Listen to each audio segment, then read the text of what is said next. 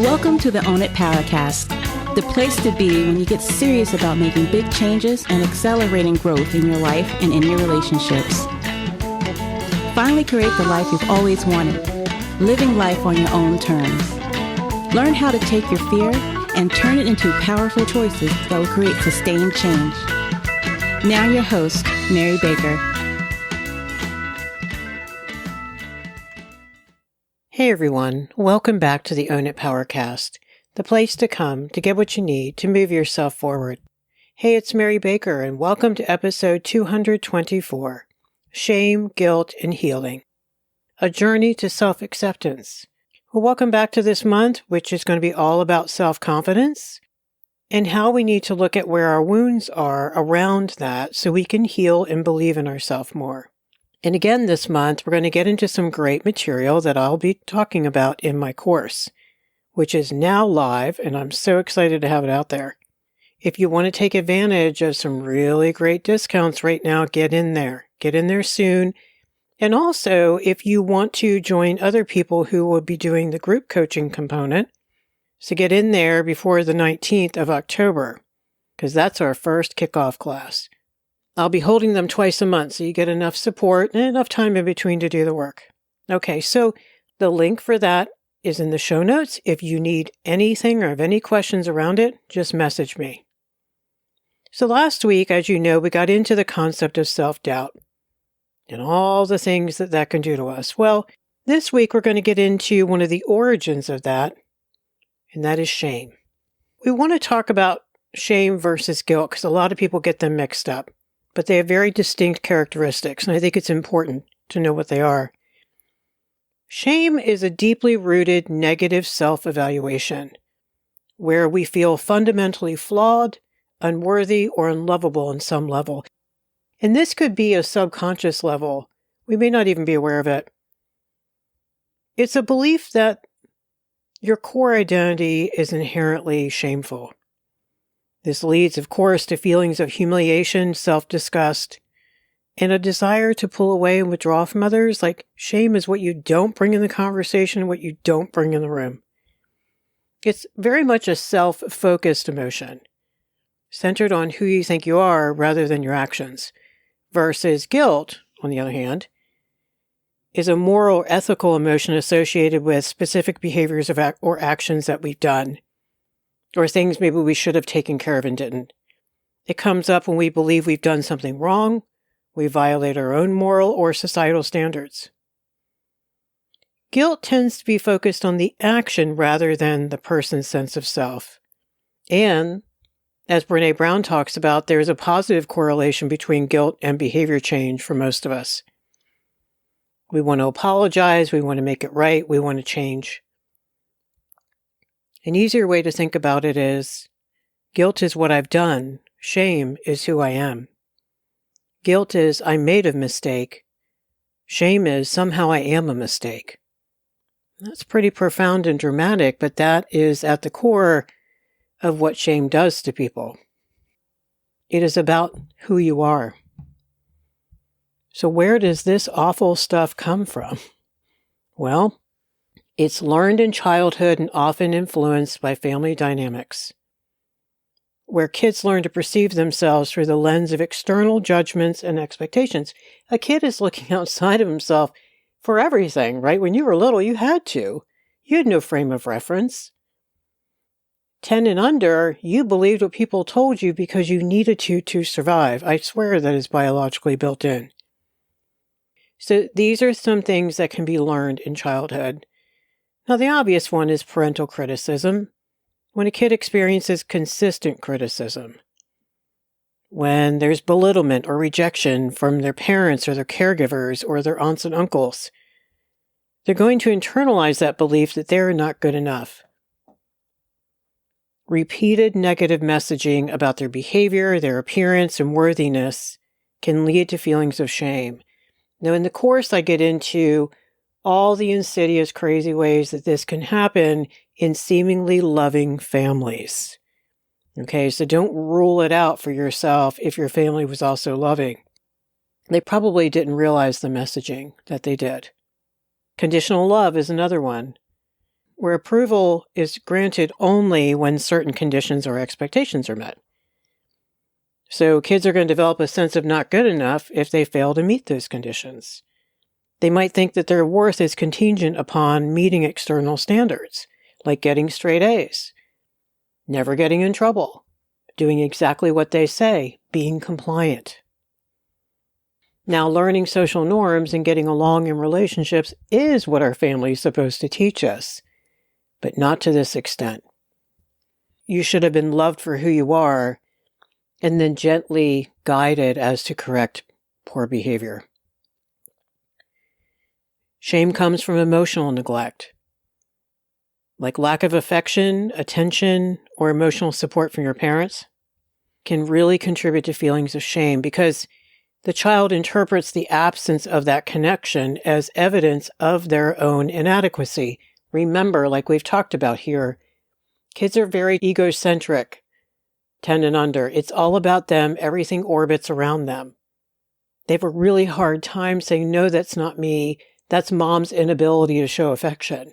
No, they're going to think, I'm not good enough. There's something wrong with me that you can't be emotionally available for me as my mom.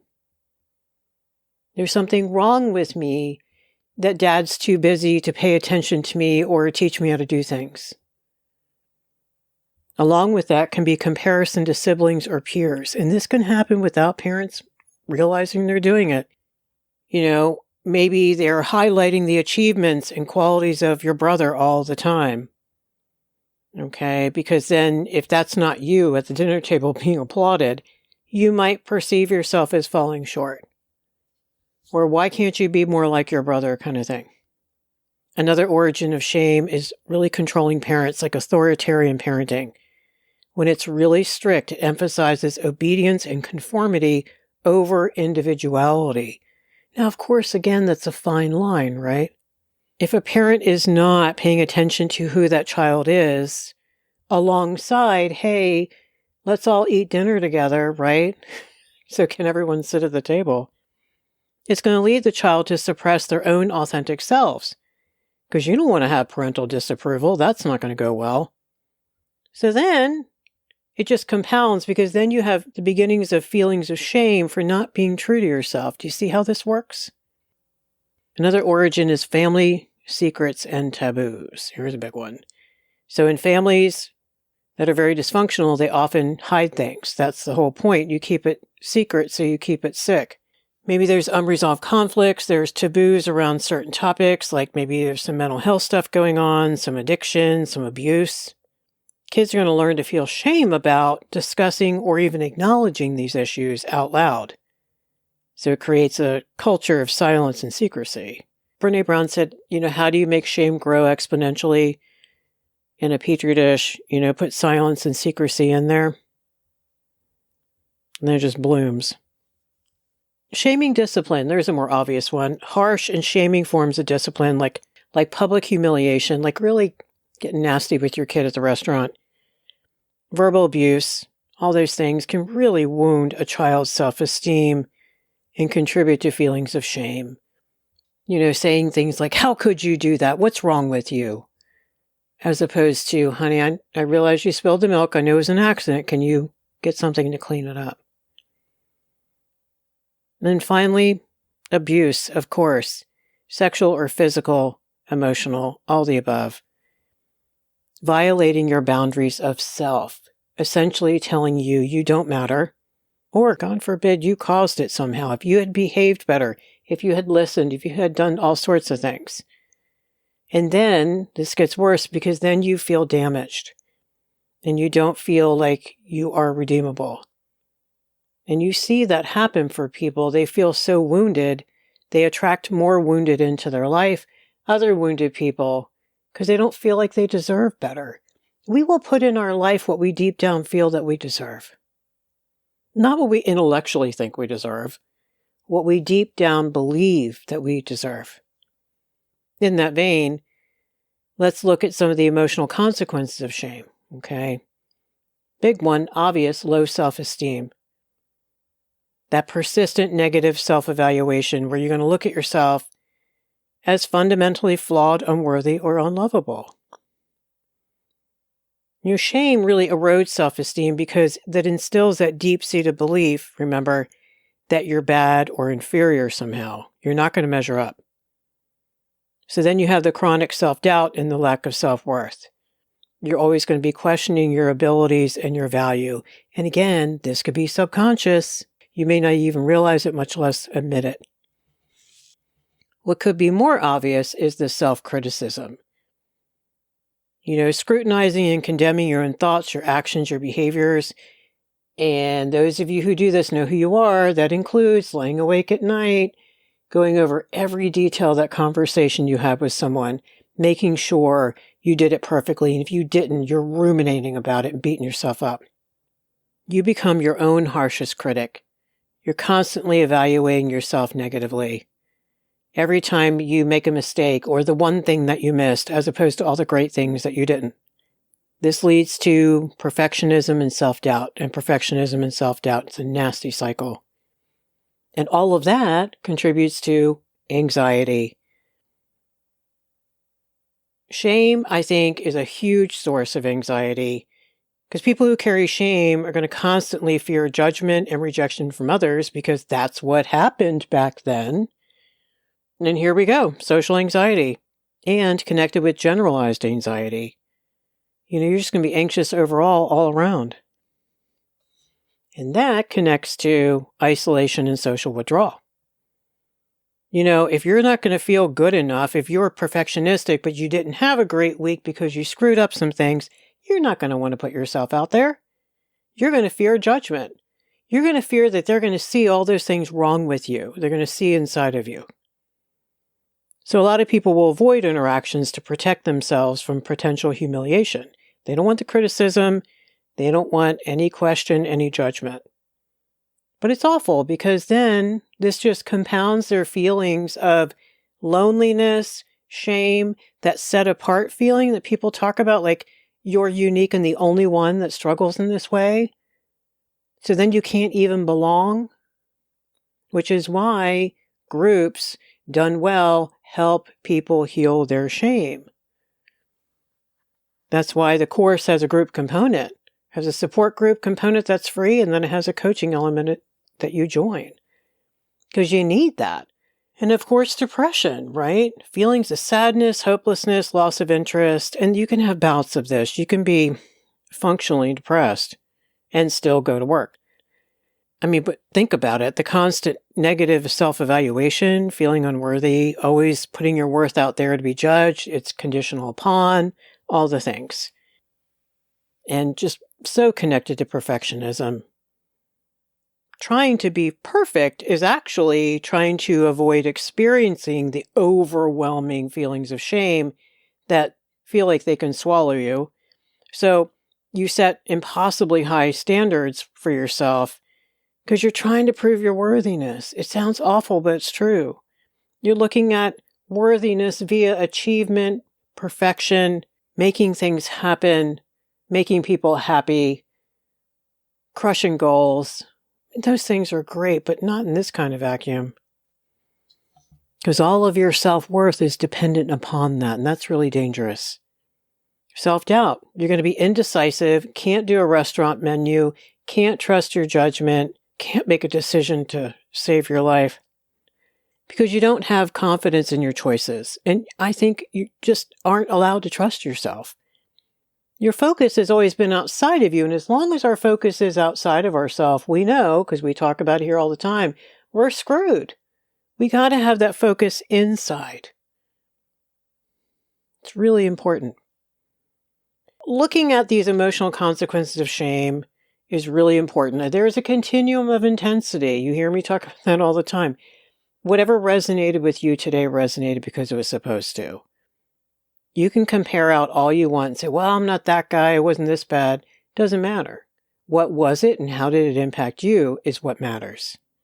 Shame is at the core of so many things, like we talked about perfectionism, people-pleasing, social withdrawal, avoidant behavior, isolation. But the other thing I want to talk about that isn't often talked about is acting out. Think about when you've had a really crappy day or when you really screwed something up, like really screwed it up. And the overwhelming feelings of shame that can come over you if you struggle with shame. Not guilt. You already have that too, right? You already feel bad. I'm not talking about that. I'm talking about, oh my God, I'm horrible. This is awful. I'm going to die kind of feeling.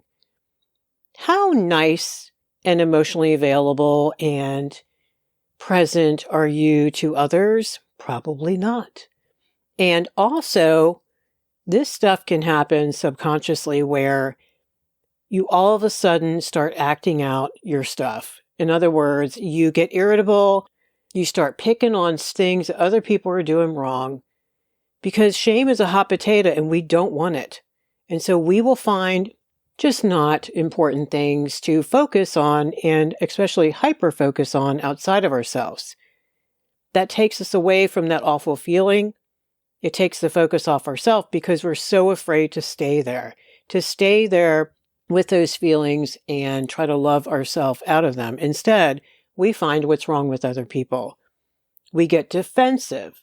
Even if we're not walking around the house looking for them, if they come to us, oh my gosh, look out. We get defensive. We get irritable. We get nasty. We have, fights with people that just aren't necessary. Because we're avoiding the real problem. And the real problem is that we are feeling devastated on the inside. We are so afraid that we're not going to be okay. Will we ever heal? Will we ever feel good enough? Can we change? Can we feel whole? God, can we feel normal? How many clients share that with me? God, Mary, I just want to feel normal. So acting out, the more shame a person has, also, the worse they are to other people.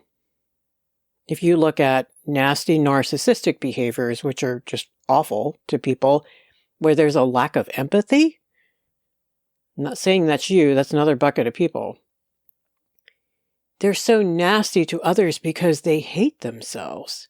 There's so much self-loathing there. You can't give another what you haven't given yourself. I just firmly believe that. I also conversely watch people stop doing that. Stop even feeling the need to do that, keyword need, as they heal their own shame, as they understand and begin to accept that they're good people that had some bad things happen to them. So then, therefore, they were wounded and they came up with all these awful coping skills, which they can change. We talk about them here all the time on the show. They can do some deep grief work around how their self-concept got so messed up. That's in the course too, because I think it's so important. So the way out of shame is to first recognize that might be what you're struggling with. Look at possibly where it came from. Get some help dealing with that. Don't try to do all this work by yourself. Get some support around you. Get a couple healthy people that you are okay sharing with. So you can share this vulnerable stuff, because here's the kicker. If we don't share in safe spaces how we really feel about ourselves, no matter how messed up that is, we won't be able to heal it. There's an expert on shame, and that's John Bradshaw. He's been around for a long time. And one of the quotes out of his book, Healing the Shame That Binds You, and I'll put that in the show notes if you want to check it out. He says, to be shame-bound means that whenever you feel any feeling, need, or drive, you immediately feel ashamed. The dynamic core of your human life is grounded in your feelings, your needs, and your drives.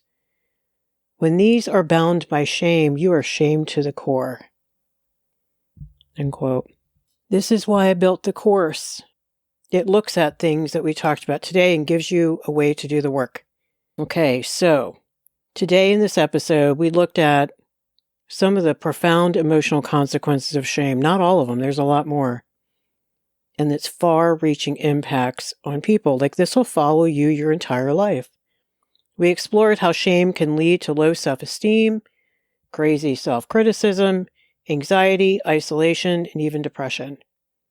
And how the internalization of shame often results in this chronic sense of unworthiness and self-doubt. And that just has that compounding effect where people then can't trust their true selves and they can't engage in healthy, fulfilling relationships. And we talked about how perfectionism can be a coping mechanism to avoid the shame, but also has its own set of issues. Ultimately, looking at the emotional consequences of shame, I think, is a first step towards healing and self-acceptance. You're not crazy. You just struggle with this. And we talked about how it's so important to get support around this so you can heal and grow. Thank you so much for joining me on a very important topic today. I hope you took away some things that you can focus on and get some help with if you need it. If you don't already get the newsletter, go to ownitpowercast.com and sign up. And that has everything in it that you need. All right, so pay it forward, keep focusing on you, and I'll see you next time.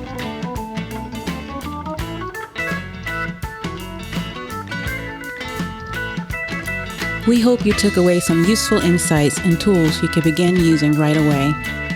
If you did, please leave a positive review and share on your social media. Because could you imagine if everyone in your life really got it together? Remember, own it now, so you can really own it later.